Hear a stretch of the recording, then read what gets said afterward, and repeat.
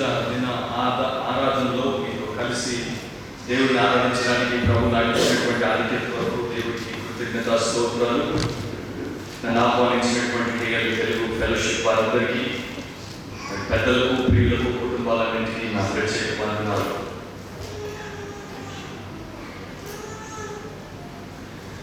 దేవుడి వాక్యమును మనము చదివాం. దేవుడి వాక్యాన్ని మనం విందాం.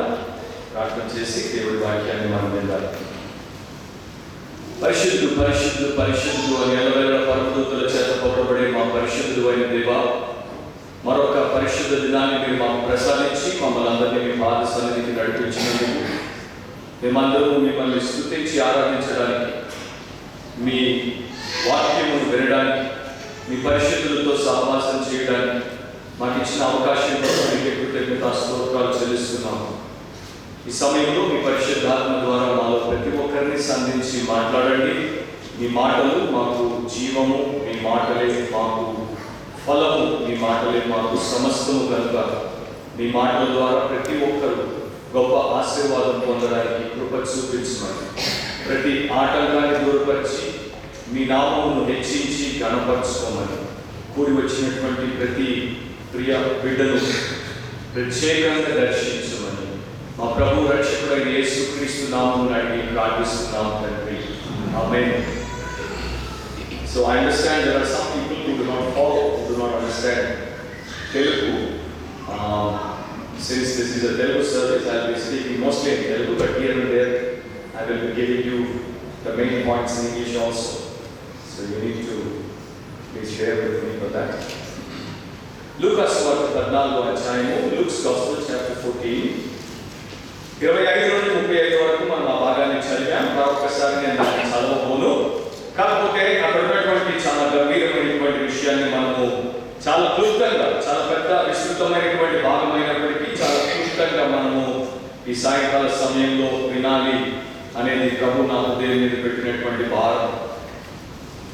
ఒక మనం ఏంటంటే మరి మెసేజ్ టైంలో ఎవరు అటు ఇటు కదలకుండా ఉంటే మంచిది. మనము దేవుడిని గణపరిచినప్పుడు దేవుడు మనల్ని గణపరుస్తాడు. యేసు ప్రభు ఈ లోకంలో ఉన్నప్పుడు ఆయన పరిచర్య చేస్తూ అనేక ప్రాంతాలకు వెళ్తుండేవారు. ఆయన పల్లెలకు, పట్టణాలకు, అనేక చోట్లకి వెళ్ళి దేవుడి రాజ్య సువార్తను ప్రకటించేవారు. ఆయన ఎప్పుడు కూడా దేవుడి వాక్యాన్ని ప్రకటించిన తర్వాత అక్కడ ఉన్నటువంటి వారి అవసరాల మేరకు వారిని స్వస్థపరచడం, వారి అక్కర్లు తీర్చడం, వారి జీవితంలో కావలసినటువంటి గొప్ప కార్యాలు చేయడం చేసేవాడు.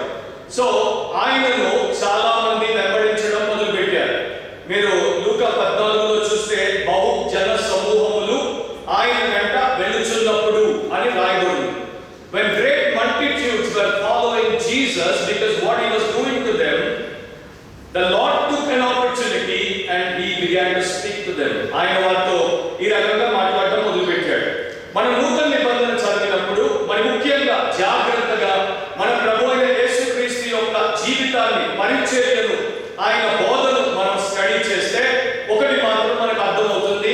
ఆయన ఈ లోకంలో ఏం చేసినా కూడా తన తండ్రి అయినటువంటి దేవుని యొక్క ఉద్దేశము ప్రకారం, ఆయన చిత్త ప్రకారమే దాన్ని చేయడానికి వచ్చాడు. ఏ మనిషిని సంతోష పెట్టడానికి రాలేదు, ఏ మనిషిని సంతృప్తి పరచడానికి రాలేదు. తన దేవుని సంతోషం కొరకు వచ్చాడు అండ్ తన దేవుని సంతృప్తి కొరకే ఆయన జీవించాడు. అండ్ ఆ సాక్ష్యము పరలోకం నుండి యేసు ప్రభు యోర్దానులో బాప్తిస్మం పొందినప్పుడు ఆ తండ్రి అయినటువంటి దేవుడు కూడా ఇచ్చి దాన్ని నిర్ధారించాడు. ఈయన నా ప్రియ కుమారుడు, ఈయన యందు నేను ఆనందించుచున్నాను అని. So Jesus lived only for one thing, to please God and to satisfy the heart of his Father who is up there in heaven. మరి ఇక్కడ మనం చూసేది ఏంటంటే ముక్కుసూటిగా ప్రభు అయిన యేసు ఆయనతో వస్తున్నటువంటి వేల మందితో చెప్పిన మాట ఏంటంటే ఆయనకు ఎలాంటి వారు శిష్యులుగా ఉండలేరు. 3 సార్లు ఆ ప్యాసేజ్ లో ఆయన చెప్తారు. అలాంటి వాడు నా శిష్యుడు కాలేడు, నా శిష్యుడు కాలేడు, నా శిష్యుడు కాలేడు. గ్రేట్ కమిషన్ లో మనం ఏం చూస్తాము? సమస్త జనులను శిష్యులుగా చేయండి. Go into the whole world and make disciples of all nations. That is the great commission the lord Jesus is given to the church. So అది ఆయన ఉన్నప్పుడు కూడా అమలులో పెట్టినట్లు మనం చూస్తాం. ఆయన ఎవరెవరినైతే తన వెంట తీసుకుపోవాలనుకున్నాడో వారందరూ ఆయనకు శిష్యులు అవ్వాలని కోరుకున్నాడు. ఆయన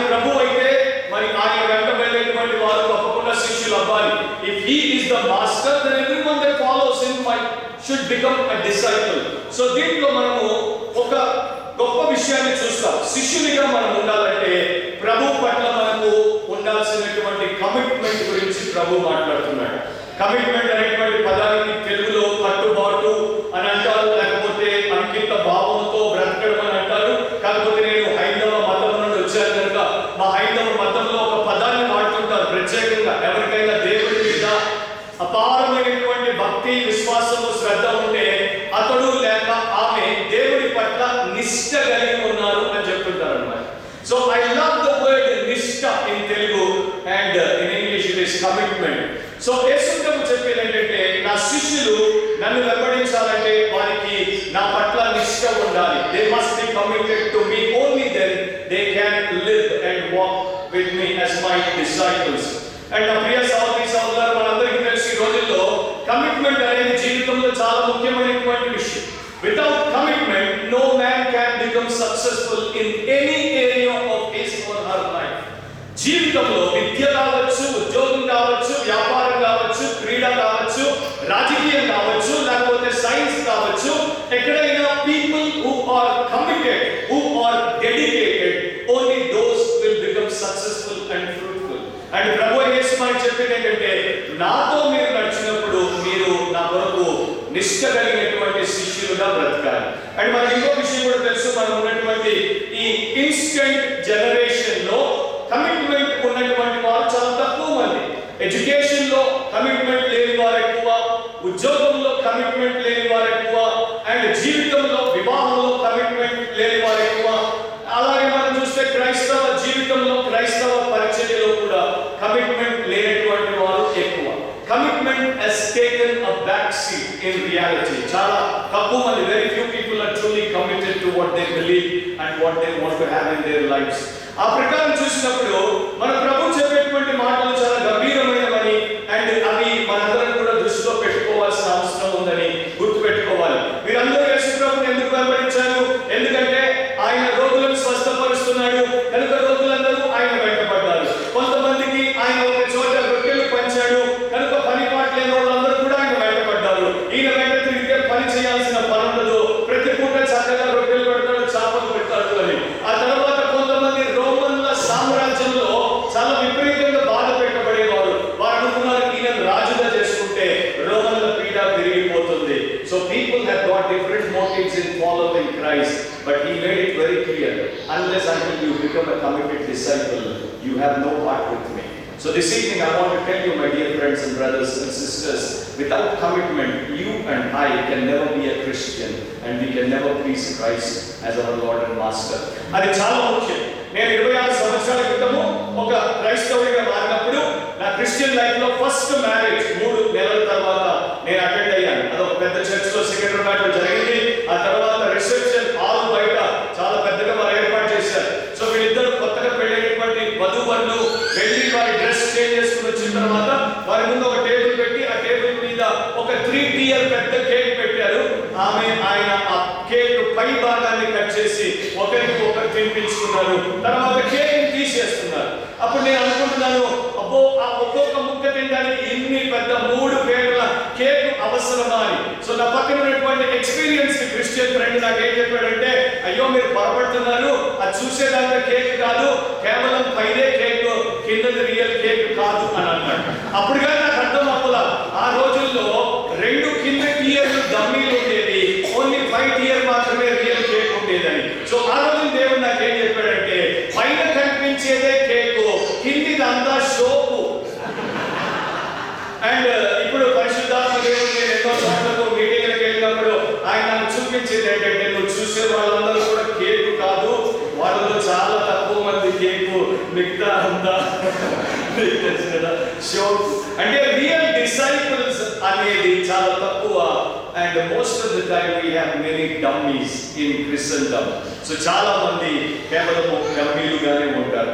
అండ్ నా ప్రార్థన ఏంటంటే ఇక్కడ ఒక్క డమ్మీ కూడా ఉండకూడదు, అందరూ నిజమైన డిసైపుల్స్ గా ప్రభు కొరకు ఉండాలన్నది నా ప్రార్థన.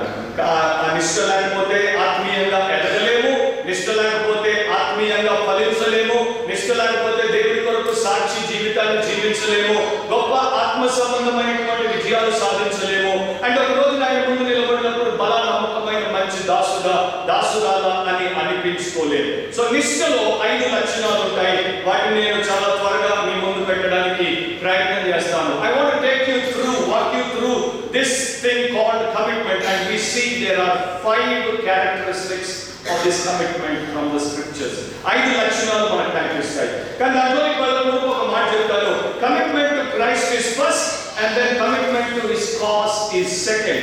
క్రీస్తు పట్ల మన నిష్ఠ మొదలు, ఆ తరువాత క్రీస్తు యొక్క కార్యం పట్ల మన నిష్ఠ ఉంటుంది. ఈ రోజు మనం చూసేది ఏంటంటే మోస్ట్ ఆఫ్ ద ప్లేసెస్ లో, చర్చెస్ లో, మినిస్ట్రీస్ లో జరిగేది ఏంటంటే people are not committed to Christ, but they come forward to take part in the cause of Christ. That is a tragedy.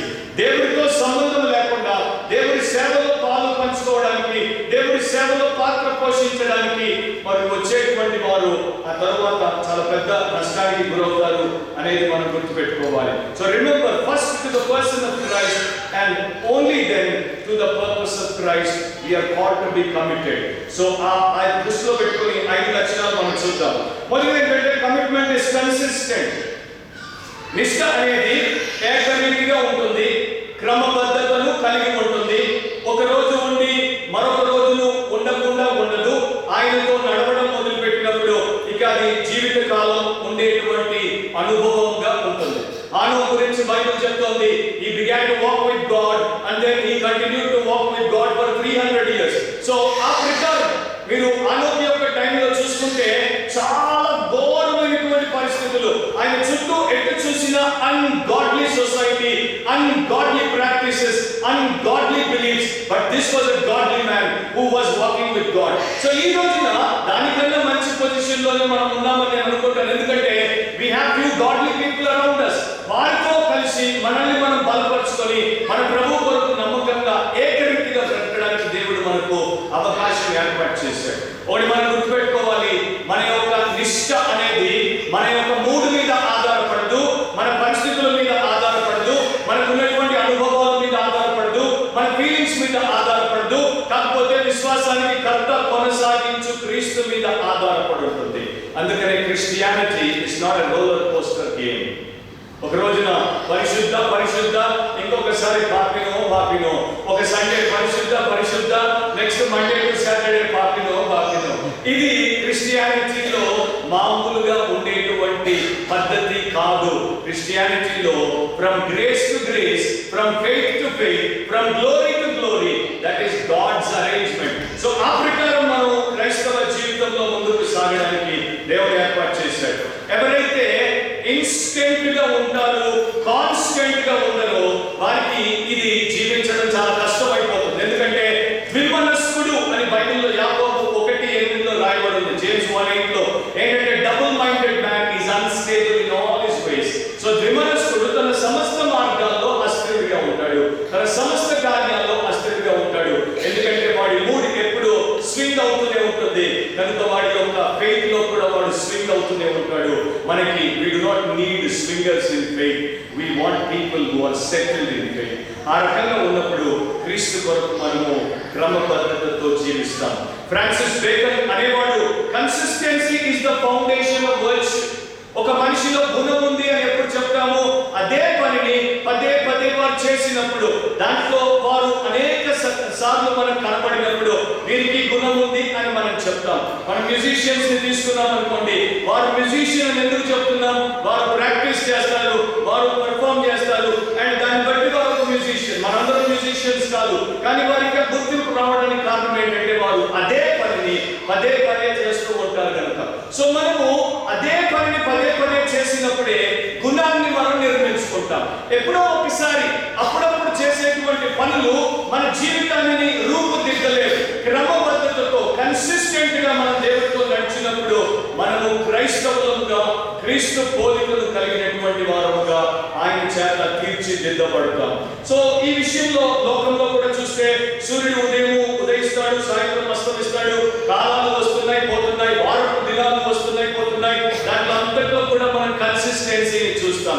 మన బ్రెయిన్ కన్సిస్టెంట్ గా పనిచేయకపోతే మనకు స్ట్రోక్ వస్తుంది, మన కిడ్నీస్ కన్సిస్టెంట్ గా పనిచేయకపోతే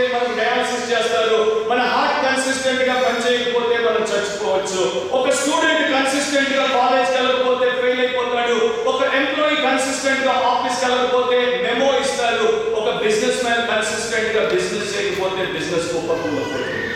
so inconsistencies lead to disaster. క్రమబద్ధత లేకపోతే జీవితంలో అన్నింటిలో లాగానే క్రైస్తవ విశ్వాసంలో కూడా మనం కుప్పకూలిపోగలుగుతాం. బైబిల్లో ఒక వ్యక్తిని నేను మీకు చూపిస్తాను. చాలా ఎగ్జాంపుల్స్ దేవుడు మనకి ఇచ్చాడు. ఆయన పేరు దానియేలు. ఈయన దానియేలు గ్రంథం 1వ అధ్యాయంలో చూస్తే ఒక 15-year-old టీనేజర్. చిన్న వయసులోనే గొప్ప కన్విక్షన్ ఆయనకు ఉంది. పరాయి దేశంలో, పరాయి ప్రభుత్వం కింద, పరాయి ప్రజలలో, పరాయి సాంప్రదాయంలో ఆయన బ్రతకాల్సి వచ్చింది. కానీ ఒక టీనేజర్ గ్రేట్ కన్విక్షన్ తో ఏమనుకున్నాడు? నేను దేవుడి కొరకే బ్రతుకుతాను, నన్ను అపవిత్రపరచుకో. Now I want you to understand, చాలా మంది జస్టిఫై చేసుకోవడానికి ప్రయత్నం చేస్తారు. We are in a foreign country, we are living under a foreign culture and we are under foreign influence, so we need to compromise here and there. That is not biblical, my brother. That is not biblical, my sister. Before me, long back, Daniel lived in a foreign country as a young teenager, but he did not compromise in any of his convictions. ఎక్కడ రాజీ పడలేదు. అది first chapter. 6th chapter కి మీరు వెళ్తే 85 సంవత్సరాలు అంటే దాదాపు వృద్ధుడైపోయాడు. రాజ్యాలు మారాయి, రాజులు మారారు, ప్రజల్లో మార్పు వచ్చింది, అన్నిట్లో మార్పు వచ్చింది. దానియేలులో మార్పు లేదు. ఆయన ఏ రీతిగా ఉన్నాడు? He was consistent. అదే భక్తిలో ఉన్నాడు. అలాగే ఇంకా దేవుడితో అత్యున్నతమైనటువంటి అనుబంధాన్ని పెంచుకుంటూ పోయాడు. బైబిల్లో మనకు ఒక మాట ఉంది. 90వ కీర్తనలో మన ఆయుష్కాలము 70 సంవత్సరాలు, అధిక బలం ఉన్న ఎడల 80 సంవత్సరాలు. ఆ పాయింట్ ఎందుకు చెప్తున్నానంటే ఈ 6వ అధ్యాయంలో దానియేలుకు 85 సంవత్సరాలు. సో దానియేలు ద్వారా దేవుడు మనకి ఏం నిరూపిస్తున్నాడు? It is possible for a man to live consistently in an ungodly setting for God's purposes. దేవుడి మహిమ కొరకు ఒక వ్యక్తి మరి ఈ యొక్క అపవిత్రమైనటువంటి సమాజంలో ఏకరీతిగా బ్రతకొచ్చు. అండ్ దానియేలులో తప్పులు పట్టడానికి అక్కడ ఉన్నటువంటి విరోధులు ప్రయత్నం చేస్తే వారికి ఎక్కడ తప్పు దొరకలేదు. అది ఎంత గొప్ప సాక్ష్యమో ఒకసారి మీరు ఆలోచించండి. దానియేలులో వారు ఎక్కడా తప్పు పట్టలేకపోయారు. కనుక వారు ఆయనను తప్పు పట్టడానికి ఒక పద్ధతిని కనిపెట్టారు. ఇతడు దేవుడి విషయంలోనే దొరుకుతాడు. అది కూడా ఏంటి? మనము వేరే దేవునికి వేరే ఎవరికి ప్రార్థన చేయొద్దు, రాజుగారికి తప్ప అనేటువంటి శాసనాన్ని తెస్తే దానియేలు తప్పకుండా తన దేవుడికే ప్రార్థన చేసి శాసనాన్ని మీరి మనకు దొరికిపోతాడు. అప్పుడు అతని మీద బాధ తీర్చుకోవచ్చు. సో రాజుగారితో సంతకం చేయించారు. నీకు తప్ప మరి దేవుడికైనా ఏ మనిషికైనా ఈ 30 రోజులు ఎవరైనా ప్రార్థన చేస్తే వారిని సింహముల గోలో పడవేయాలి, వారిని చంపేయాలి. అండ్ ఆ స్టోరీ మీకు అందరికీ తెలుసు. అయితే అక్కడ ఒక విషయాన్ని దేవుడు మనకు చూపిస్తున్నాడు. 6వ అధ్యాయంలో దానియేలు ఈ శాసనం రాయబడింది, సంతకం చేయబడిందని విన్న తర్వాత తన ఇంటికి వెళ్ళి యథాప్రకారము అనే పదం ఉంటుంది 3 సార్లు ఆయన మోకరిల్లి ప్రార్థన చేశాడు. ఆ రోజుల్లో లిఫ్ట్లో లేదు కావు. ఆయన మేడ మీద గదిలో ప్రార్థన చేస్తున్నాడు, మోకరిల్లి ప్రార్థన చేస్తున్నాడు. అండ్ ఈ రోజు చాలా మంది 30 ఏళ్ల యవనస్తులు పడిచోటు నా దగ్గరకు వచ్చి మోకాళ్ళ నొప్పి బ్రదర్ ప్రార్థన చేయండి అంటారు. వీళ్ళకి మోకాళ్ళ నొప్పి రాలా, మోకాళ్ళ నొప్పి వచ్చింది. అండ్ సో దానియేలు 3 సార్లు ప్రార్థన చేస్తాడు. ఒకసారి మీరు ఆలోచించండి, ఎంత serious issue. Daniel is almost like the prime minister of the country. We do not know whether he had a family or not. He was well placed, he had all the possessions and he had no need. అన్ని ఉన్నాయి ఆయనకి. ఆయన 3 సార్లు ప్రార్థన చేయాల్సిన అవసరం ఉంది కదా. ఈ రోజున మనం ఎన్నో అవసరాలు కలిగి, ఎన్నో బాధలు బందీల్లో ఉండి, ఎన్నో రకాలుగా శోధించబడుతూ, ఎన్నో రకాలుగా వెనక్కి లాగబడుతూ, ఎన్నో పాపాల్లో పడిపోతూ, క్రమంగా రోజుకు ఒక్కసారి కూడా మోకరిల్లి మొర పెట్టుకునేటువంటి అనుభవం లేనటువంటి క్రైస్తవులు ఎక్కువగా ఉన్నటువంటి దినాల్లో దానియేలు ద్వారా దేవుడు మనకి ఏం నేర్పించాలనుకుంటున్నాడు? ఇలాంటివి బైబిల్లో ఎందుకు పెట్టాడు? ఈ రోజున మనం వాటిని పట్టించుకోకుండా పక్కన పారేస్తే ఒక రోజున వాటిని మన ముందు పెట్టి లెక్క అడగడా? మీరేమనుకుంటున్నారు నాకు తెలియదు, కానీ నేను ఆలోచించినప్పుడు మాత్రం తప్పకుండా జబర్దస్త్గా లెక్క అడుగుతాడు అనేది నాకు తెలుసు. సో దానియేలు జీవితంలో దేవుడు ఏం చూపిస్తున్నాడంటే యథాప్రకారము ఆయన దేవుడిని సేవించాడు. ఆ తర్వాత రాజుగారికి ఇష్టం లేదు, ఆయన కూడా తీసుకుపోయి సినిమాల గోలో వేసినప్పుడు రాజుగారు ఒక గొప్ప స్టేట్మెంట్ చేస్తారు. దానియేలు, నీవు అనుదినము సేవించుచున్న నీ దేవుడే నిన్ను రక్షించునుగాక. What a great statement from a king who was a heathen king. నీవు అనుదినము సేవించుచున్న దేవుడే నిన్ను రక్షించుగాక. నా ప్రశ్న ఏంటంటే, నా ప్రియ సహోదరి సహోదరులారా, మీరు భక్తిని యథాప్రకారం చేస్తారా? మీరు అనుదినము దేవుణ్ణి సేవిస్తారా? లేకపోతే ఆదివారం మాత్రమే దేవుణ్ణి సేవిస్తారా? లేకపోతే అవసరాల మొక్కుల వారిగా ఆపదల మొక్కల వాడు అని అంటుంటారు మా హిందూ మతంలో. ఆపదల మొక్కుల వారిగానే దేవుణ్ణి సేవిస్తారు. ఏకరీతిగా ఉన్నటువంటి వారు ఆ ప్రకారం దేవుణ్ణి సేవించరు. వారి ప్రార్థనా జీవితంలో ఏకరీతిగా ఉంటారు. వారి బైబిల్ పఠనంలో ఏకరీతిగా ఉంటారు. సంఘ ఆరాధనలో ఏకరీతిగా ఉంటారు. ఈ రోజున ప్రపంచవ్యాప్తంగా అనేక దేశాల్లో నేను వాక్య పరిచయం చేశాను. అండ్ నేను గమనించింది ఏంటంటే, చాలా దేశాల్లో పాస్టర్లు నాకేం చెప్తారంటే, 52 times a year, brother, it is a big challenge for many so-called Christians to be present in the house of God 52 times a year. Just ఆలోచించండి. క్యాల్కులేట్ చేస్తే 52 times a year అంటే ఎక్కడికి వస్తుందని? Only Sunday Sunday Sunday Sunday. Early church Christians మీరు చూడండి, ప్రతిరోజు వారు దేవాలయంలో కలుసుకునేవారు, ప్రతిరోజు వారు దేవాలయంలో ప్రార్థన చేసుకునేవారు, ప్రతిరోజు వారు ఒకరికొకరు బుద్ధి చెప్పుకునేవారు, ప్రతిరోజు వారు క్రీస్తుని ప్రభువుగా ప్రకటించేవారు. అందుకనే ప్రతిరోజు దేవుడు ఆత్మలను వారికి ఇచ్చేవాడు. కానీ ఈ రోజున దేవుడికి ఆత్మలను ఇవ్వాలని ఉంది, కానీ ఇవ్వాలన్నా ఎవరికి ఇవ్వాలి చెప్పండి? ఎవరికి ఇవ్వాలి చెప్పండి? నేను బాగా ఆలోచిస్తాను. నాకు విశ్లేషణ అంటే చాలా ఇష్టం. అనలిటికల్ గా ఒక సబ్జెక్ట్ ని, ఒక ఇష్యూని చూడడం నాకు ఇష్టం. సో బైబిల్ చదివినప్పుడు నేను అట్లాగే చదువుతాను. అండ్ దేవుడి యొక్క మనసులో దేవుడు మనకి ఏం చెప్పాలనుకుంటున్నాడో అది నేను చూస్తాను. పై పైన చదవడం, పై పైన చదివేసి దాటేసి అయిపోయింది నేను చదివేశాను అని బ్రతకడం అలాంటి ఒక రా. సో ఇక్కడ మనం ఏం చూస్తున్నాము? వారు కన్సిస్టెంట్ గా బతికారు. కానీ ఈ రోజున మనకు అట్లాంటిది లేదు. కన్సిస్టెంట్ గా ఫెలోషిప్ లో మనం పార్ట్ తీసుకునే వారంగా ఉండాలి, కన్సిస్టెంట్ గా ఫాస్టింగ్ చేసే వారంగా ఉండాలి, కన్సిస్టెంట్ గా దేవుడికి ఇచ్చేటువంటి వారంగా ఉండాలి, కన్సిస్టెంట్ గా సువార్త చెప్పే వారంగా ఉండాలి. అలా ఉన్నప్పుడు మనం వేల పాటలు పాడొచ్చు, వేల ప్రసంగాలు వినొచ్చు, వేల ప్రసంగాలు మనమే చేయొచ్చు, వేల సర్వీసులకు మనం వెళ్ళొచ్చు. అయినా కూడా మన జీవితంలో మనం ఒక నిజమైన నమ్మకమైన డిసైపుల్ గా ఉండలేము. 97లో నేను నా భార్య హాంకాంగ్ లో పనిచేస్తున్నప్పుడు ఒక ఇంటర్నేషనల్ మ్యాగజైన్ వచ్చేది. దాంట్లో ఒక ఆయన గురించి చదివాను. ఆయన ఒక అమెరికన్, క్రెయిగ్ డేవిసన్ ఆయన పేరు. ఆయన 1978 నుండి 1997 ఈ ఆర్టికల్ రాయబడినంత వరకు 19 years ఆయన ప్రతిరోజు ఉదయం లేచి జాగింగ్ చేసేవాడు. 19 years లో not even a single day he miss. ఒక్క రోజు కూడా మిస్ అవ్వకుండా, మంచు పడుతుంటే పరిగెత్తాడు, వర్షం వస్తుంటే పరిగెత్తాడు, జ్వరంతో ఒళ్ళు నొప్పులతో పరిగెత్తాడు. ఆయన ఏ పట్టణంలో ఉన్నా కూడా పరిగెత్తాడు.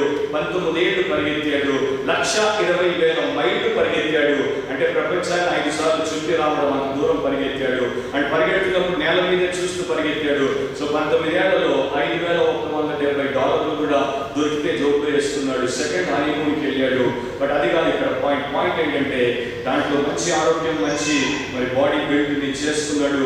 And at the same time ఆయన ఒక వరల్డ్ రికార్డ్ని కూడా స్థాపించాడు. దాంట్లో మనం చూసేది ఏంటంటే, కన్సిస్టెన్సీ విల్ పే ఆఫ్. ఎప్పుడు కూడా అది మనకు ఒక గొప్ప ఫలాన్ని తెచ్చిపెడుతుంది. మనం కన్సిస్టెంట్ గా దేవుడితో నడవకుండా నన్ను పరిశుద్ధపరచు అని అంటే, మనం కన్సిస్టెంట్ గా దేవుడితో ఉండకుండా నన్ను అభిషేకించు అంటే, మనం కన్సిస్టెంట్ గా దేవుడితో ఉండకుండా నన్ను వాడుకో అంటే దేవుడు అంటాడు పొద్దున నడుచుకో అంటాడు. నువ్వేమో వాడుకో అంటావు, ఆయన నడుచుకో అంటాడు. సో మనం అలా ఉండకుండా ఉన్నప్పుడు మనల్ని మనం మభ్య పెట్టుకోవట్లేదా? మనల్ని మనం భ్రమలో ఉంచుకోవట్లేదా? మనల్ని మనం మోసగించుకోవట్లేదా? సో నా ప్రియ సహోదరి సహోదరులారా, దేవుడి వాక్యంలో మనం చూసేది ఏంటంటే, మొదట మనం దేవుడి పట్ల ఏకరీతిగా కన్సిస్టెంట్ గా ఉండేటువంటి వారంగా ఉండాలి. రెండోది ఏంటంటే, కమిట్మెంట్ ఇస్ కాస్ట్లీ. ఈ నిష్ఠ అనేది మామూలుగా ఉన్నటువంటిది కాదు. ఇది స్వయంగా మన ప్రభువు యేసే చెప్పాడు. ఎవడైనా కూడా నన్ను వెంబడించాలంటే ఆయన 3 విషయాలు ఇక్కడ కాస్ట్ కోరుతున్నాడు. ఫస్ట్ తన ఫెమిలియల్ రిలేషన్స్ అన్నమాట, తన కుటుంబ సంబంధాలన్నింటినీ నాకన్నా ఎక్కువగా ఎంచకూడదు అని చెప్పాడు. తర్వాత రెండవది, తన సొంత జీవితాన్ని నాకన్నా ఎక్కువగా ఎంచకూడదు, తన సిలువను ఎత్తుకొని నన్ను వెంబడించాలన్నాడు. ఆ తర్వాత మూడవది, నాకన్నా వాడికి ఉన్న సమస్తాన్ని ఎక్కువగా ఎంచకూడదు, దాన్ని విడిచిపెట్టే వాడిగా ఉండాలి. ఈ పారామీటర్స్ మనం తీసుకుంటే ఈ రోజున ఎంతమందిని మీరు డిసైపుల్స్ గా లెక్క పెడతారు? నాకైతే చాలా కష్టమవుతుంది మీరు డిసైపుల్ అని తిప్పుకొట్టడానికి. ఎందుకంటే ఇది చాలా హైలీ ప్లేస్డ్ స్టాండర్డ్స్.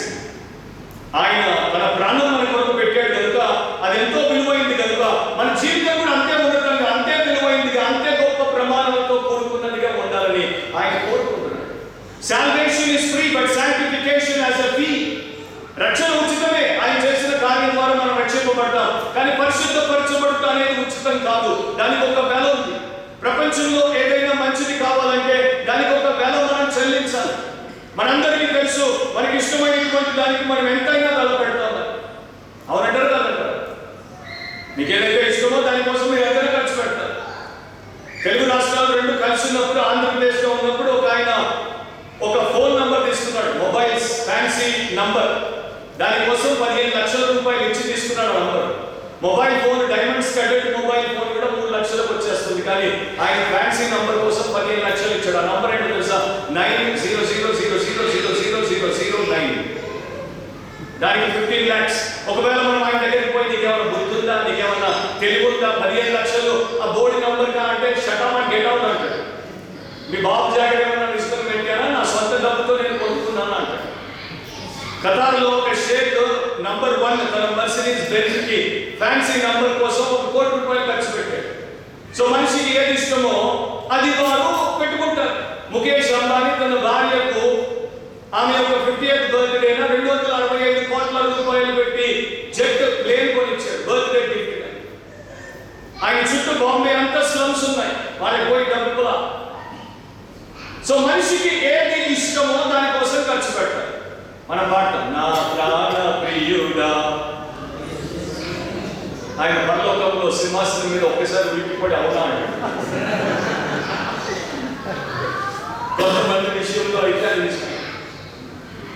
ఎందుకంటే నేను రక్షింపబడినప్పుడు ఒక బ్రాహ్మణుడు వచ్చి అన్నాడు, ఏంటి నీకు ఏ మతం దొరకలేదా, ఏ దేవుడు దొరకలేదా, పోయి ఆ దిగజారినటువంటి మతంలో దిగిపోయావు, దానికి అంకితమైపోయావు అని అన్నప్పుడు నేను అన్నాను, దిగినోడిని ఊబిలో ఉన్నటువంటి నన్ను ప్రభు పైకి లేపాడు. మీరు ఏం మాట్లాడుతున్నారు, మీకు అర్థమై మాట్లాడట్లేదు, మీరు కొంచెం తెలుసుకుని మాట్లాడితే మంచిదంటే చెప్పొచ్చావులే, ఏం చెప్తున్నావు, మీ క్రైస్తవులు ఉన్నారు చూడు, వాళ్ళతో ఈజీగా అబద్ధాలు ఆడిచేయచ్చు, వాళ్ళని పాటలు పాడమంటే చాలు వాళ్ళు అన్ని అబద్ధాలు పడతారు.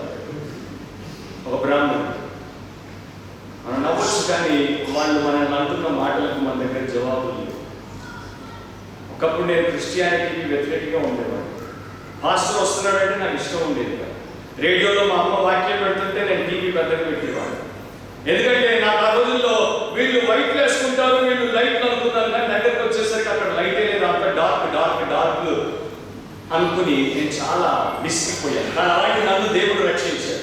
ఇప్పుడు నా పరిస్థితి ఎట్లా ఉంటుంది చూడండి. దేన్నైతే నేను ఆశ్రయించుకున్నానో దాంట్లోనే నన్ను ఇచ్చాడు, అండ్ దాంట్లోనే నన్ను నిలబెట్టి దాన్నే ప్రమోట్ చేయమంటాడు. అందుకని అపోస్తలుడైనటువంటి పౌలు అంటే నాకు చాలా ఇష్టం. After Jesus my favourite character in the Bible is Paul. So మనము ఆ వెల ప్రభు కొరకు చెల్లిస్తున్నామా? మనం భూమికి విత్తనాన్ని ఇస్తే అది మనకు పంటనిస్తుంది. దుకాణంలో సొమ్మునిస్తే వాడు సరుకునిస్తాడు.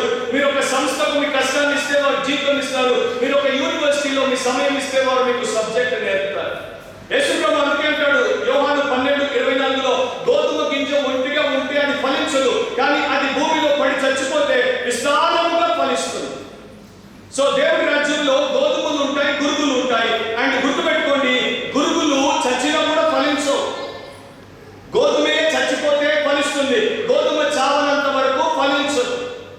అండ్ ఈ రోజున చాలా తక్కువ మంది రియల్ గా బిబ్లికల్ గా యేసు చేసినటువంటి బోధను మనకు చెప్పడం వల్ల మనకు వారు అన్యాయం చేస్తున్నారు, మనకు నిజంగా న్యాయం చేయలేదు. నేను ఒక ఇవాంజలిస్ట్ గా మరి దేవుడి సేవ కొరకు అనేక ప్రాంతాలకు, అన్ని మీటింగ్లకు, చిన్నవి పెద్ద అన్నిటికి వెళ్తుంటాను. ముఖ్యంగా ఈ క్రూసేడ్స్ లో 3 రోజులు 4 రోజులు 5 రోజులు పెట్టేటువంటి మీటింగ్స్ లో ఒక ఆచారాన్ని పాటిస్తుంటారు మా దేశంలో, ఇండియాలో. మొదటి రోజున వారు ఫ్లవర్ బోకే ఇస్తారు, చివరి రోజున ఒక శాల్వా కట్టి సన్మానం చేస్తారు. సో ఉపేంద్ర ఎక్కడికి పోయినా, ఆల్మోస్ట్ ఎక్కడికి పోయినా మొదటి రోజున బోకే, చివరి రోజున శాల్వా. కానీ ఇక్కడ అపోస్తలుడైనటువంటి పౌలు గురించి చూడండి. అపోస్తలుల కార్యములు 20వ అధ్యాయంలో ఈ రకంగా ఆయన చెప్తున్నాడు. 23, 24 వచనాలు. Acts chapter 20, 23, 24.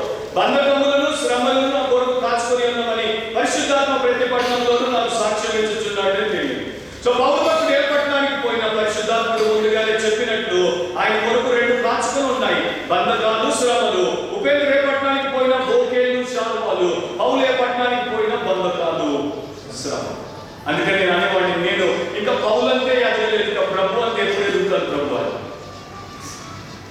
నా ప్రియ సహోదరి సహోదరులారా, అయినా కూడా పౌలు ఆయన శిష్యునిగా వేల చెల్లించడానికి ఎప్పుడు వెనుకాడలేదు. ఆయన ఎంతగా వేల చెల్లించడానికి ఇష్టపడిపోయాడంటే 24 అయితే దేవుని కృపా సువార్తను గురించి సాక్ష్యం ఇచ్చుటయందు నా పరుగులు నేను ప్రభు అయిన యేసు వలన పొందిన పరిచర్యను తుదముట్టింపవలనని నా ప్రాణమును నాకు ఎంత మాత్రము ప్రియమైనదిగా ఎంచుకొనలేదు. ఒక మనిషికి ప్రాణం కన్నా ప్రియమైనది మరొకటి ఉండదు. పౌలు భక్తుడు అంటున్నాడు, నా ప్రాణాన్ని నేను ప్రియమైనదిగా ఎంచుకోవడం లేదు. అంటే I'm ready to give my life for my dear saviour. నా భార్యతో నేను అప్పుడప్పుడు జోక్ వేస్తుంటాను, గవర్నమెంట్ సర్వెంట్లకు రిటైర్మెంట్ ఉంటుంది, గాడ్స్ సర్వెంట్లకు రిటైర్మెంట్ ఉండదు, అండ్ గాడ్స్ సర్వెంట్లకు పెన్షన్ ప్లాన్ ఉండవు. సో మనకి పెన్షన్ టెన్షన్ ఎట్లాగూ లేదు, మనకేమి వరీస్ అవసరం లేదు. ఒకవేళ ఎప్పుడైనా జబ్బు చేసి మంచాలు పడి సేవకు వెళ్ళకపోతే ఏం పర్వాలేదు, శాలువాలు దుకాణం పెడతాను, హాయిగా బతకొచ్చు అని శాలువాలు.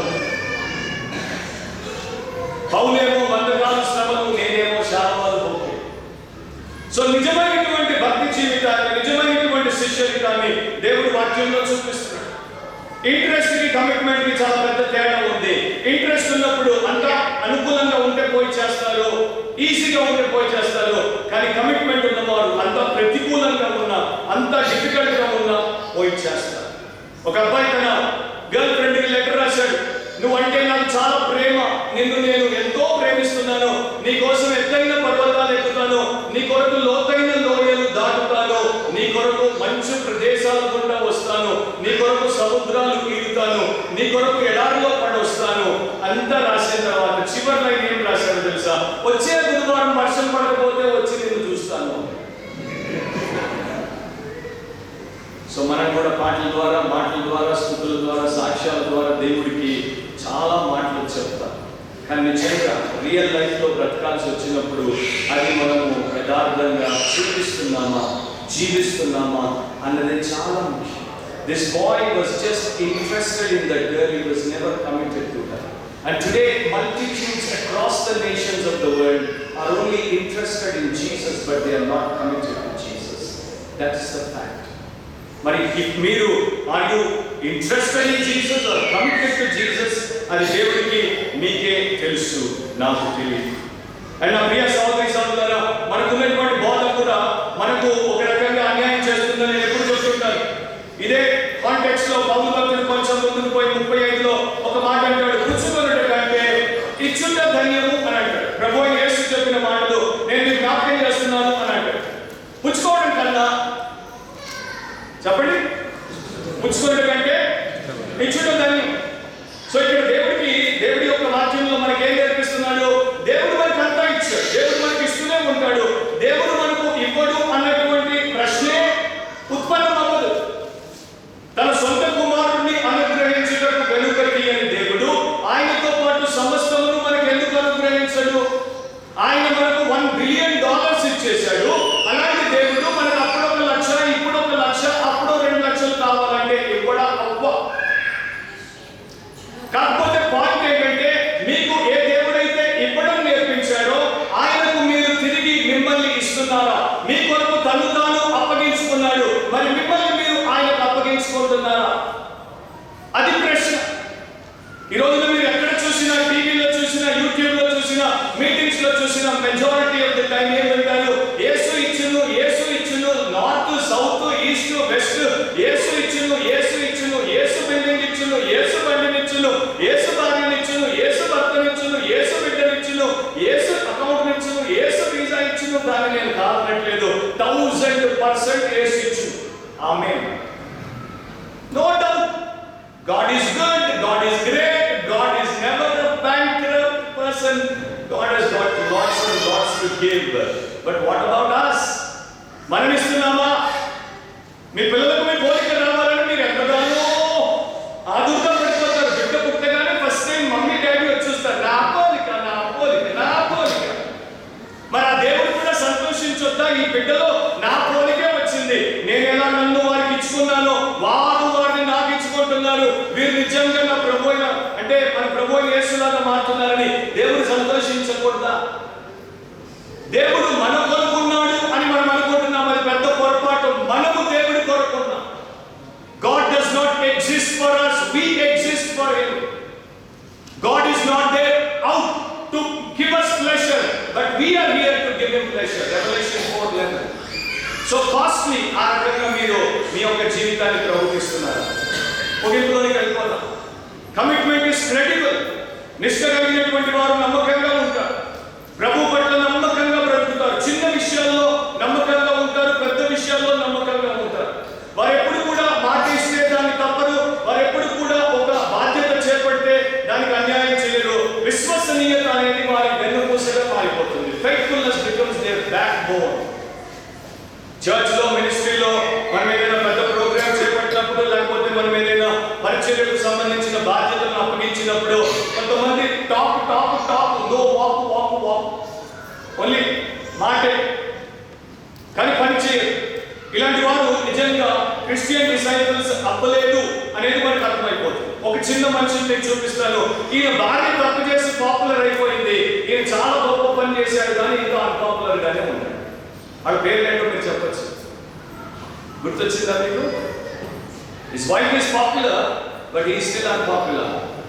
Bathsheba, Uriah. ఆయన ఇశ్రాయేలీయుడు కాదు, హిత్తీయుడు. దావీదు ఆమెతో పాపం చేశాడు, ఆమె బిడ్డను కనబోతుందన్నప్పుడు ఆ పాపాన్ని కప్పడానికి యుద్ధంలో ఉన్నటువంటి ఉరాయాని వెనక్కి పిలిపించాడు. ఉరాయ వెనక్కి వచ్చినప్పుడు దావీదు కొన్ని మాటలు అడిగేసి అతన్ని ఇంటికి పంపన్నాడు. ఇంటికి పోకుండా అక్కడే పడుకొని లేచాడు. నెక్స్ట్ డే మరలా పిలిపించి మరలా అతనితో మాట్లాడినప్పుడు అతడు ఇంటికి పోవడానికి ఒప్పుకోలేదు. 3 మాటలు అంటాడు. మందసం బయట ఉన్నప్పుడు నేను ఇంటికి ఎట్లా పోతాను?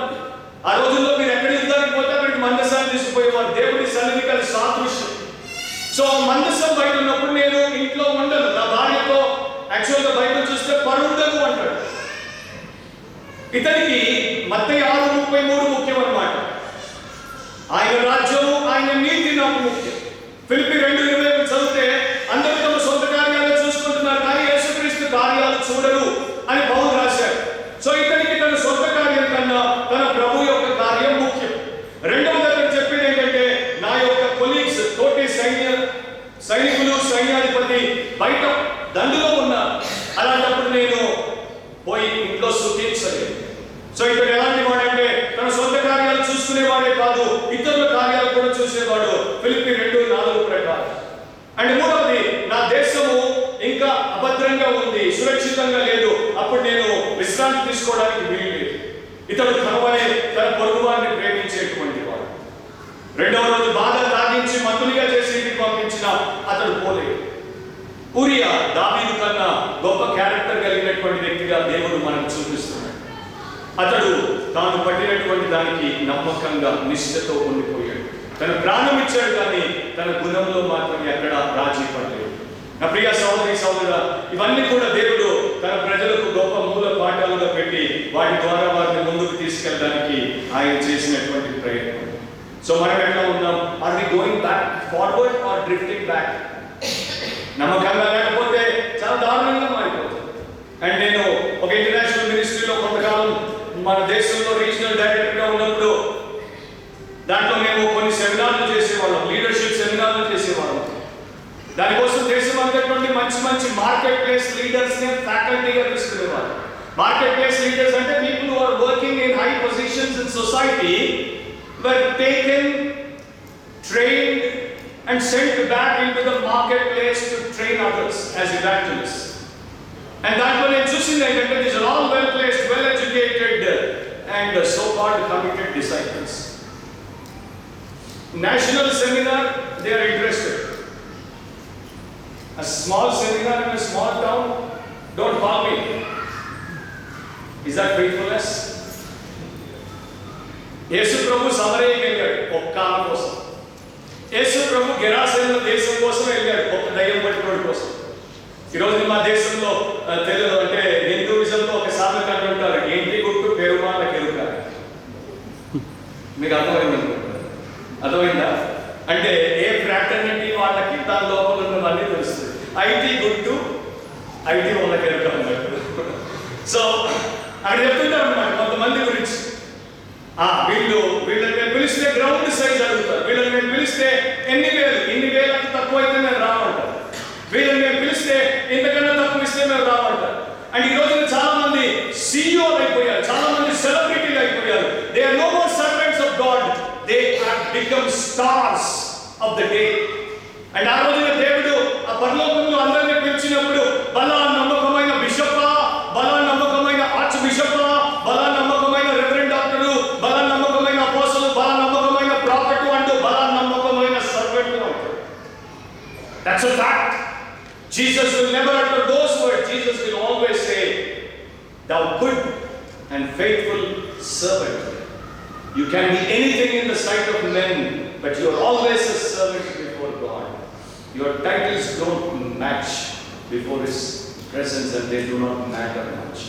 నా పాయింట్ ఏంటంటే చిన్న విషయాల్లో సేవ చేయదు. నాకు తెలిసిన ఒక పాస్టర్ ఏడుస్తూ ఒక మాట చెప్పాడు, అయ్యా నేను వారిని పిలిచానండి నా చర్చ్ యానివర్సరీ కోసం. వారంటే నాకు ఎంతో అభిమానం అండి.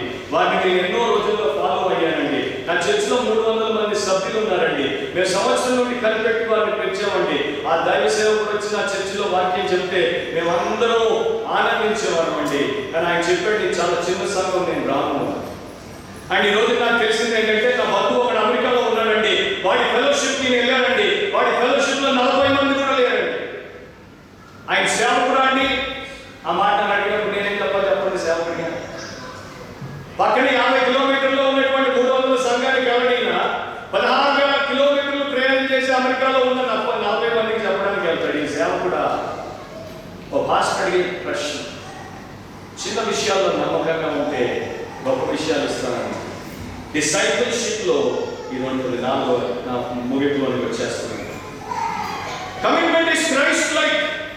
క్రీస్తును పోలి ఉంటుంది. ఎందుకంటే యేసు ప్రభువే దానికి మనకు నిదర్శనగా, మనకు నమూనాగా, మనకు మాదిరిగా బైబిల్లో ఒక గొప్ప విషయాన్ని విడిచిపెట్టాడు. ఆయన ఎలా నడుచుకున్నాడో అలాగే మనల్ని నడుచుకోమని బైబిల్ చెప్తోంది. 1 పేతురు 2లో మనం చూస్తే ఆయన అడుగు జాడల యందు మనము అడుగులేస్తూ నడుచుకోవాలి. He is our role model, he is our example, he is our real hero. So యేసు ప్రభు అనేక విషయాల్లో దేవుడికి ఎలా నిష్ఠతో బ్రతికాడో మనకు చూపిస్తాడు. ఎవ్రీ 10 చదివితే గ్రంథపు చుట్టలో నన్ను గురించి రాయబడిన ప్రకారం నీ చిత్తములు చేయడానికే నేను వచ్చాను అన్నాడు. ఆయన మొదట ఊపిరి తీసుకున్నప్పటి నుండి చివరి ఊపిరి విడిచి సమాప్తమైనది అని చెప్పేంత వరకు లోకంలో దేవుడి చిత్తమే చేశాడు. సో మనకు మన ప్రభువును ఆదర్శంగా పెట్టుకుంటే మన జీవితంలో అన్ని ఇష్యూస్లో దేవుడి చిత్తమే ప్రధానంగా ఉంటుంది. ఆయన తల్లిదండ్రులకు బాలుడిగా ఉన్నప్పుడు లోబడ్డాడు. ఈరోజు చాలా మంది పేరెంట్లు కౌన్సిలింగ్ కోసం నా దగ్గరకు వచ్చినప్పుడు ఒక మాట అంటారు, బ్రదర్ మా పిల్లలు మా మాట వినండి. ఒక ఏజీ ఆఫీస్ లో పనిచేసే సెంట్రల్ గవర్నమెంట్ సీనియర్ ఆడిటర్ నా ముందుకు వచ్చి ఏడ్చాడు, నా ఇంటర్మీడియట్ చదివే నా కుమార్తె నా మాట వింటూ ఒకసారి కోపం వస్తే కొట్టలా కొట్టు అంటుంది. ఏం చేయాలి brother? I'm dead in side. ఇంత పెద్ద ఉద్యోగం, ఎంత పెద్ద పేరు, డబ్బు, నా కూతురు కొడతా కొట్టు అంటారు. రేపు ఇల్లు చేసిపోతుంది, మరి ఆత్మహత్య చేస్తుంది. యేసు ప్రభు లోబడ్డాడు. మనం చెప్తుంటాం, సండే స్కూల్ మినిస్ట్రీ చేస్తాం, యూత్ మినిస్ట్రీ చేస్తాం. కానీ చాలా మందికి ఈ రోజున వారి పిల్లలు వారి కంట్రోల్లో లేదు. 3 ఏళ్ళోడు 30 ఏళ్ళోడిని కంట్రోల్ చేసేస్తారు. తెలుసు అనుకుంటాను నేను ఏం చెప్తున్నాను. కానీ యేసు ప్రభు తన తల్లికి తండ్రికి లోబడ్డాడు. ఆయన 12 ఏళ్ళు దాటగానే దేవుడి యొక్క పనిలో నమ్మకంగా నిష్ఠ కలిగి పనిచేసినట్లు మనం చూస్తున్నాం. ఆయన శిష్యులకు ఆయన కడవరకు నమ్మకంగా సమస్తము సమకూర్చినట్లు యోహాను 13:1లో మనం చూస్తున్నాం. అంటే సర్వలోక ప్రాణుల రక్షణ కొరకు తన ప్రాణాన్ని విమోచన క్రయధనంగా ఆయన పెట్టేసినట్లు మనం చూస్తున్నాం. గెత్సెమనే తోటలో మన ప్రభు 3 సార్లు ఎందుకు ప్రార్థన చేశాడు? దాని గురించి భక్తులు ఎన్నో రకాల గొప్ప బోధన వివరాలు ఇస్తారు. కానీ నేను చేసుకున్న అర్థం ఏంటంటే, 1 మనం మానసికంగా బలహీనులం, 2 మనం శారీరకంగా బలహీనులం, 3 మనం ఆత్మీయంగా బలహీనులం. సో ఈ 3 విషయాల్లో మనల్ని బలపరచడానికి, మనకు ఒక గొప్ప ప్రోత్సాహాన్ని ఇవ్వడానికి ఆయన 3 సార్లు ప్రార్థన చేశాడు. February 15, 1921 అమెరికాలో ఒక ప్రపంచ ప్రఖ్యాతిగాంచినటువంటి అద్భుతం జరిగింది. ఆయన పేరు డాక్టర్ రిడాక్ ఓనీల్ కేన్ సమిట్ హాస్పిటల్ అనే హాస్పిటల్లో మొట్టమొదటిసారి జనరల్ అనెస్థీసియా కాకుండా లోకల్ అనెస్థీసియా ఇచ్చి ఆయన ఒక మేజర్ సర్జరీ చేశాడు. పేషెంట్ సక్సెస్ఫుల్ గా డిశ్చార్జ్ అయిపోయాడు. దానికి ముందు ఆయన జనరల్ సర్జరీ ద్వారా వచ్చే సైడ్ ఎఫెక్ట్స్ గురించి చెప్పి లోకల్ అనెస్థీసియా వాడమని చెప్పినప్పుడు చాలా మంది బాగుంది అన్నారు, కానీ ఎవరు వాడడానికి ముందుకు రావట్లేదు. సో ఒక పేషెంట్ దొరికితే ఈయన లోకల్ అనెస్థీసియా కింద first operation in the world చేశాడు. వరల్డ్ లో ఉన్నటువంటి మేజర్ హెడ్ లైన్స్ లో అది వచ్చింది. కానీ 2 వింతలు ఉన్నాయి. ఒకటి, లోకల్ అనెస్థీసియా సక్సెస్ఫుల్ గా పనిచేసింది. రెండవది, పేషెంట్ ఎవరో కాదు, డాక్టర్ ఇవాన్ ఓనీల్ కేన్. తన ముందు అద్దం పెట్టుకొని తనకు ఇక్కడ అనెస్థీసియా ఇచ్చుకొని అద్దంలో చూస్తూ ఆయనే అపెండెక్టమీ ఆపరేషన్ చేసేసుకున్నాడు. 2 రోజులు బెడ్ మీద ఉన్నాడు, బయటకు వచ్చాడు. అండ్ ఆయన ప్రెస్ మీట్ లో ఏం చెప్పాడు తెలుసా? ఓ పేషెంట్ ద్వారా ఎప్పుడైనా మీరు నన్ను నమ్మండి, మీరు నన్ను నమ్మడానికి ఒక డాక్టర్ని మీకు ఒక పేషెంట్ అయ్యాను. యేసుప్రభు నరావతారం ఎత్తడానికి ఎన్నో కారణాలు ఉన్నాయి. ఒక కారణం ఏంటంటే నరులుగా బ్రతకడం తెలియదు. అందుకనే దేవుడే నరునికి ఎలా బ్రతకాలో నేర్పించడానికి వచ్చాడు. ఇక మనకు ఆయన కన్నా గొప్ప ఎగ్జాంపుల్ మరొకరు లేదు. మనము ఆయన్ని తప్ప మరొకరిని ఫాలో అవ్వాల్సిన పని లేదు. నేను చాలాసార్లు పిటి అవుతుంటాను. అంటే కొంతమంది, నేను ఒకప్పుడు క్రికెటర్ గా వెంకటపతి రాజుతో ఆడాను. అజరుద్దీన్ మాకు సీనియర్, అర్షద్ అయ్యూబ్ మాకు సీనియర్. నేను కూడా క్రికెట్ లోనే, క్రైస్ట్ వదిలేసి క్రికెట్ లోనే వెళ్ళిపోయి ఉంటే నేను అప్పటికే విధాని అనేటువంటి సెంట్రల్ గవర్నమెంట్ కంపెనీకి ఆడేవాడిని. నేను కూడా క్రికెటర్, అంత పెద్ద కాకపోయినా ఓ మోస్తారు క్రికెటర్ అయ్యేవాడిని. కానీ నేను రక్షింపబడగానే నా ఫస్ట్ డెసిషన్ ఏంటంటే Sunday playing cricket or going to worship Christ. ఈ 2 పెద్దలు. నేను అన్నాను, okay enough cricket, now Christ is more important. So I left my cricket career. So ఇక్కడ మనం చూసేది ఏంటంటే ఆ ప్రభు ఏ సెలబ్రిటీ కన్నా, ఏ స్పోర్ట్స్ మ్యాన్ కన్నా, మరి ఏ గొప్ప వ్యక్తి కన్నా మనకు రియల్ మోడల్ గా ఉన్నాడు. ఆయన్ని మనం అనుసరిస్తే చాలా విషయాలు ఎవరు చెప్పకుండానే ఆయన మీకు బోధిస్తాడు. అండ్ నా ఫైనల్ పాయింట్ ఏంటంటే కమిట్మెంట్ యాజ్ ఎ కమిషన్. ఇక నా టైంలోనే ఉన్నాను నేను. Praise the Lord. Are you with me? Brother Chandrapal garu నాకు 1 అవర్ ఇచ్చారు. నా మెసేజ్ 5:30కి స్టార్ట్ అయింది. మీ టైం తెలుసుకోవచ్చు ఒకసారి. యూజువల్లీ నా మెసేజ్ 1 అవర్ ఉంటుంది మామూలుగా. కానీ ఎక్కడికైనా నేను వెళ్ళినప్పుడు వాళ్ళు పెట్టే నియమానికి లోబడి ఉండడానికి నేను ఎప్పుడు ప్రయత్నం చేస్తాను. సో ఫస్ట్ డే 40 minutes అన్నారు, 40 minutes. Second day 45 minutes, 45 minutes. Yesterday 1 hour with translation. Thank you so much. God you ladies you can prolong it. మీరంటారు తర్వాత మిమ్మల్ని ఇట్టుకుంటారు. Very good, very good. అట్లా చాలా మంచి. ఇట్స్ అవర్ డిజైర్ దట్ మన వాళ్ళు ఎక్కడున్నా కూడా బలంగా ప్రభు కోసం ఉంటారు. ఒక డిసైపుల్ ఇతరులను డిసైపుల్ గా రిప్రొడ్యూస్ చేయగలరు. ఒక క్రిస్టియన్ ఇతరులను క్రైస్తు దగ్గరికి నడిపించి వారిని క్రైస్తులో బలపరచగలరు. సో లాస్ట్ పాయింట్ ఏంటంటే కమిట్మెంట్ యాజ్ ఎ కమిషన్. నేను ముందే చెప్పాను, మన commitment first to the person of Christ and then only to the purpose of Christ. And మనందరికీ తెలుసు గ్రేట్ కమిషన్ ఏంటో, సర్వలోకానికి వెళ్ళండి, సర్వ సృష్టికి సువార్తను ప్రకటించండి, సమస్త జనులను శిష్యులుగా చెయ్యండి. సో మనం ఉన్నటువంటి లోకంలో మనకు దేవుడు ఒక గొప్ప బాధ్యతనిచ్చాడు. ఆ బాధ్యతతో మనం బ్రతకాలి. ప్రతిరోజు ఆ బాధ్యతను మనం జ్ఞాపకం చేసుకోవాలి. ప్రతిరోజు ఆ బాధ్యత కింద మనము భారాన్ని మోసేవారంగా ఉండాలి. ప్రతిరోజు దానికోసం మనం ప్రార్థన చేసేటువంటి వారంగా ఉండాలి. మనం ఈ లోకంలో ఉన్నది తినడానికి, తాగడానికి, పని చేసుకోవడానికి, కూర్చుకోవడానికి, ఒక రోజున అంతా విడిచిపెట్టి వెళ్ళిపోవడానికి కాదు.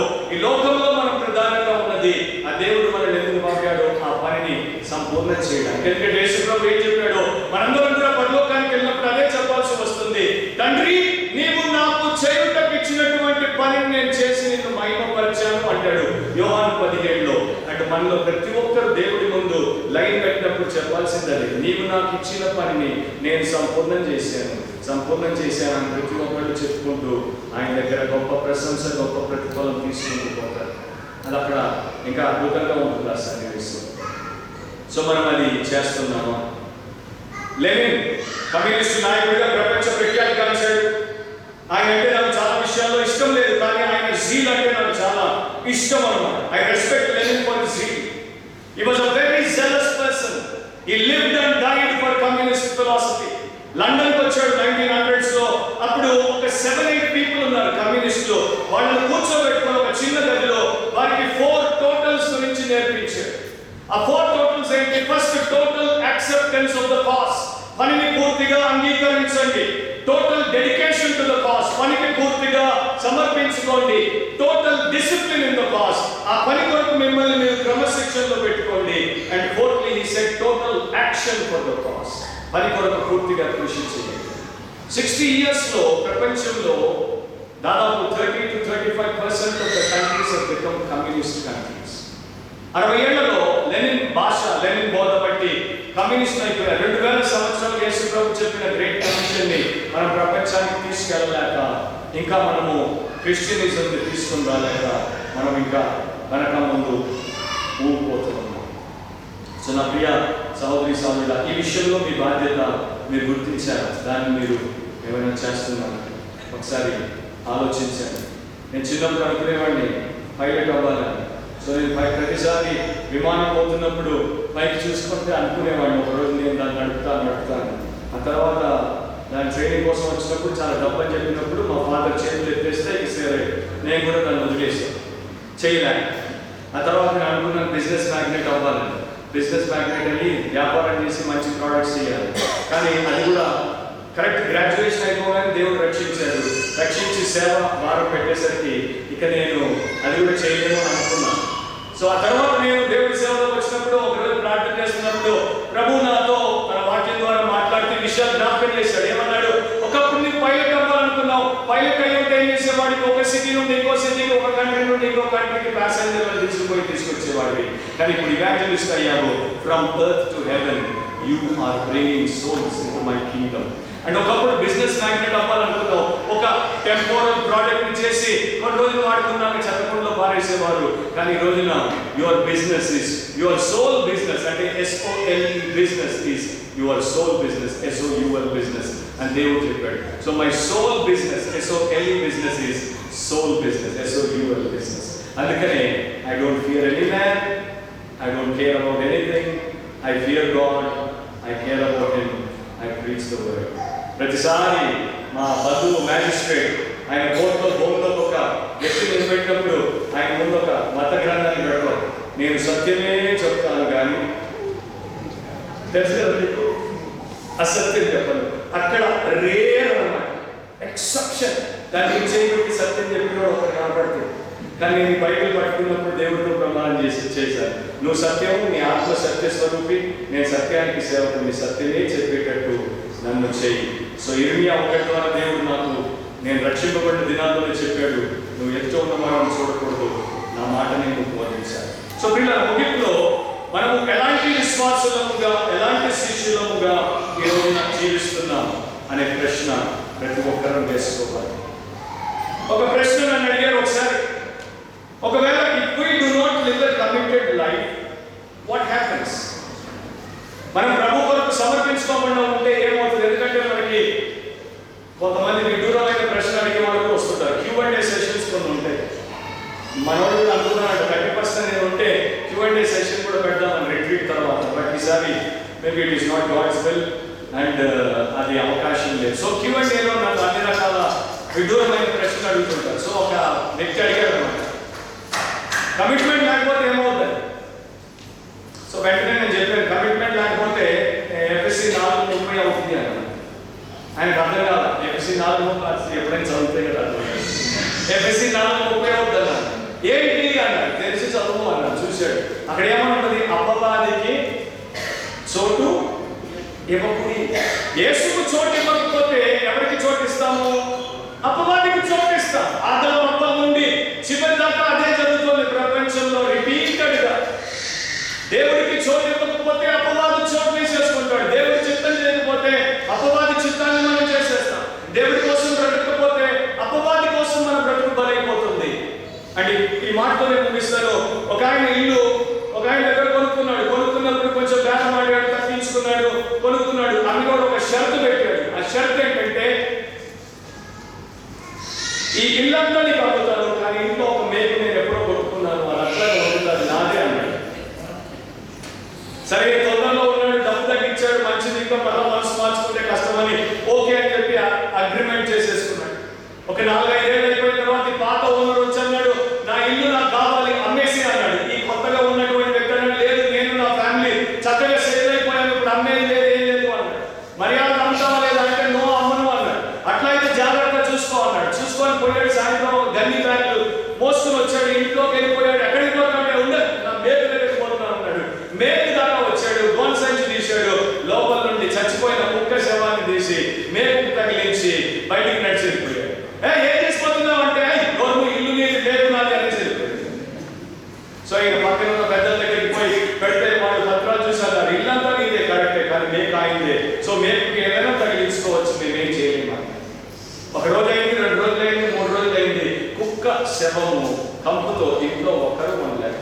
అందరూ they ran out of the house.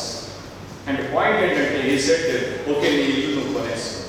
యేసుప్రభు కూడా ఒక మాట చెప్పాడు, ఇంటిని శుభ్రం చేసి ఖాళీగా విడిచిపెడితే పోయిన దయ్యం పోయినట్టే ఉంటుందంట, పోయి ఇంకా 7 మరి చెడ్డమైన దయ్యాలను వెనక్కి తీసుకుని వస్తుంది. ఇవన్నీ కూడా బైబిల్లో చెప్పుకోవడానికి, చదువుకోవడానికి, చర్చించుకోవడానికి రాయబడలేదు, ఇవన్నీ జీవించడానికి రాయబడి. సో మన కమిట్మెంట్ ఎట్లా అలవాటు కళ్ళు మూసుకోండి, ప్రార్థన చేసుకుంటాను. నా శిష్యుడు కానేరుడు, నా శిష్యుడు కానేరుడు, నా శిష్యుడు కానేరుడు అని ప్రభు పదే పదే చెప్పారు. సో ఎవరు ఆయన శిష్యులుగా ఉండగలరో చెప్పారు, ఎలాంటి వ్యక్తులు ఆయన్ని వెంబడించాలో చెప్పారు, ఎలాంటి వారికి తనను తాను అప్పగించుకుంటాడు యోహాను 2లో చెప్తాడు. మనిషి హృదయాన్ని ఎరిగినటువంటి దేవుడు అందరికీ తనను తాను అప్పగించుకోడు.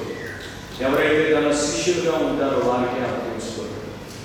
సో నా ప్రియ సహోదరి సహోదరుల మన జీవితం ఎట్లా ఉంది?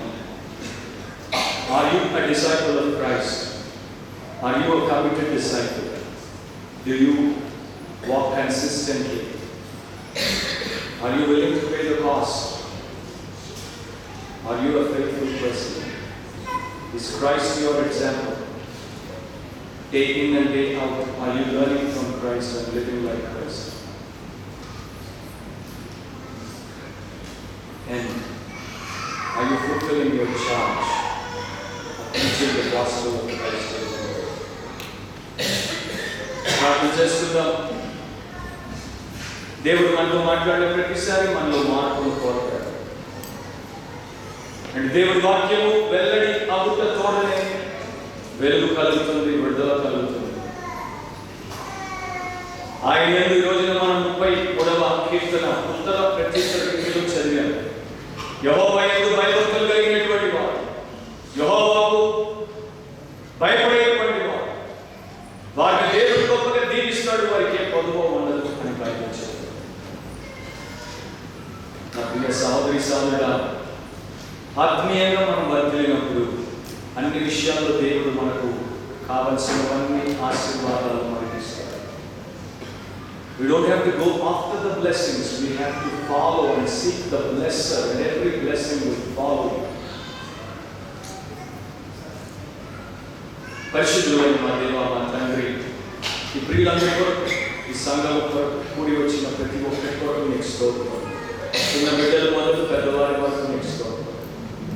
ఈ దేశంలో వారిని సురక్షితంగా ఉంచావు, సజీవ లెక్కలో ఉంచావు.